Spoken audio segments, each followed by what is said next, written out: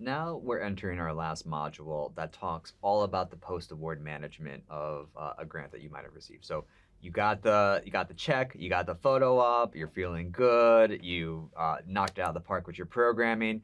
Now it comes time to show compliance, write reports, and make sure that that funder relationship is still strong so you can apply again for the next cycle. So starting off, we're going to talk a little bit about our experiences with grant reporting, thinking about any unexpected challenges that might have popped up with a funder ask that we weren't expecting, any of the struggles, challenges that we faced, and things that we've learned that we've incorporated just to even out some of those hiccups, future forward. So Asia, every funder is different, so no one size fits all. But what have you seen as best practices for post award management and reporting? Absolutely. So I am a unique case with this conversation because I've seen the extremes of it, not so much in the gray area of a good rhythm going. I'm usually the individual that comes in for cleanup or like emergency management. And so my answer in response to understanding reporting requirements is going to come from the point of don't do this, right? Be better, which means specifically when those surprise audits come in. What's your process to ensure that you're prepared at any step of the moment where someone calls and they're like, how are things going? But it's typically not a conversation. I've literally seen everyone. So a funder representative come into the organization if they have a brick and mortar. Surprise. How's it going? Wow. And they're pulling folders and documents. And I've seen folks not be prepared for that, but then I've also seen folks be prepared for that because it's not that they knew it was coming or it's a possibility that could happen, but their reporting requirement process is embedded within who they are as the nonprofit because they may need to pull some of that data they're reporting to better support the programs that they're currently running.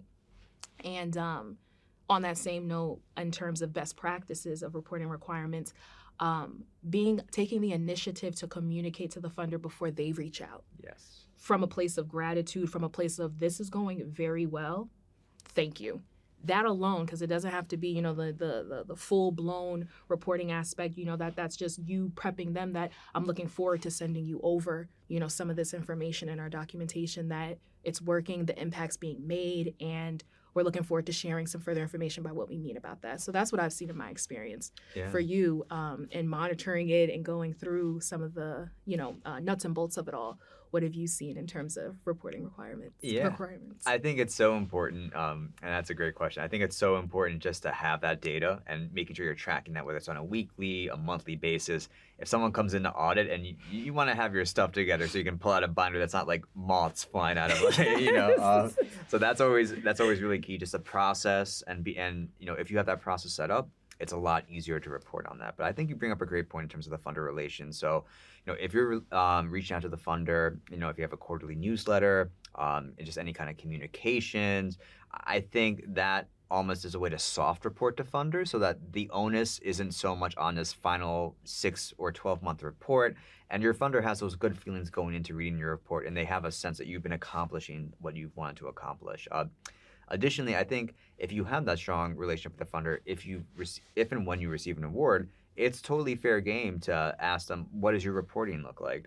Sometimes you get questions, you're like, what? One I can think of is a funder asked if, say, how your program was successful, and if it was successful, what would you do differently? And I'm like, it's successful. Like, what are you talking about? But so I think, if you have a little bit of that end product in mind of what the questions they're going to ask, you can kind of incorporate that, whether it's an internal check-in, when you're looking at the data, and just have ways to address that. And I think the last thing I would say too is multimedia. So you want to have pictures, of course, always make sure you have a photo release if you're taking pictures of clients, very important. Compliance. Yeah.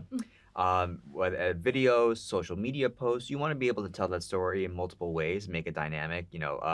Funders are reviewing hundreds of applications, they're reviewing hundreds of reports. You want to have your reports stick out a little bit, whether it's like a photo of your service, a testimonial, just different ways to engage them and just have yourself stick out both in the reporting and when it comes time to apply again for the next cycle. Absolutely.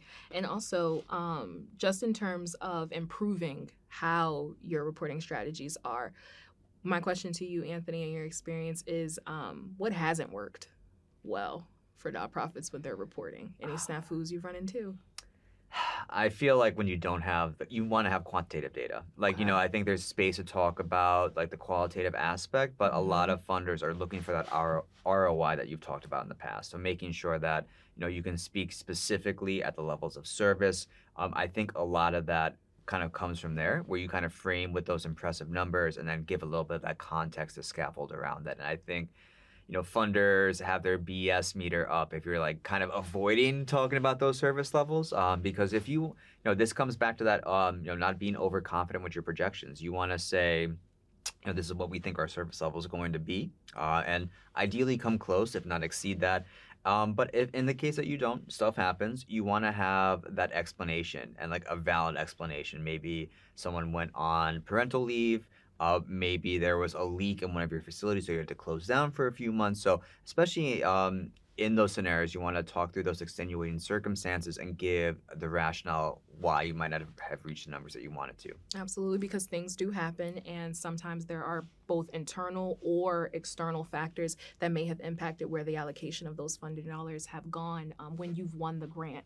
And so, in this module of post award management, make sure that you are reflecting on a variety of different things, whether that is recalling a recent experience with your grant reporting or maybe considering any unexpected, funder requirements that's caused some confusion and really taking heed to that pro tip of reach out if you have a question as it relates to answering one of the requirements, because you would rather be in a position where you ask so that your answer is in alignment with the funder and what they're looking for after they've awarded you, versus you just throwing something out to the table and it shows an irresponsible reporting metric, which it was false because you just didn't have the full context of what it was you were answering.